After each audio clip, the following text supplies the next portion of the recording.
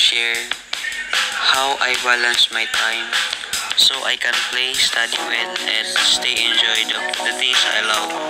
So I am Lenal Masadon, first year college student from the College of Criminal Justice. Morningly, as a criminology student, I manage my stress by balancing my time and doing activities that helps me stay calm and focus. First, I always make time for studying. I usually set a specific schedule, like studying in the morning or evening. This helps me stay focused and finish my tasks on time.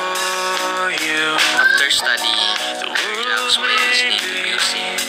Music helps me clear my mind and reduce stress. It also boosts my mood, especially when I feel tired.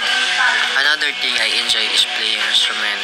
It is not only fun, but it is also helps me express myself. When I play, I forget my worries and feel more creative. Does your body drop and tell you to stop? And of course, I also reward myself by eating my favorite desserts. It's my little treat after a long day, and it motivates me to keep going. When I have free time, I play games.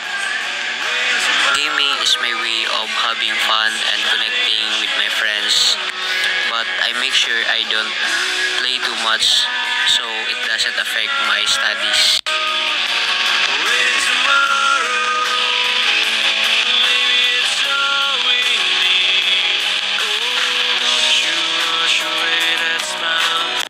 As a first year student, I experience a lot of struggles, pressures sa subject, reportings, exams, at sa mga physical activities.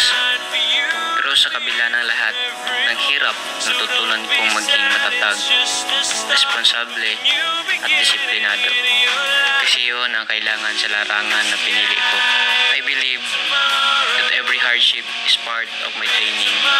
Hindi lang ito tungkol sa pag-aaral, hindi tungkol din sa paghubog ng pagkatao ko bilang future law enforcer. Someday, I'll wear that uniform proudly, not just for myself, but for my family, for the people I will serve. Balancing all of these things is important. I try to manage my schedule, avoid wasting time, and give myself breaks.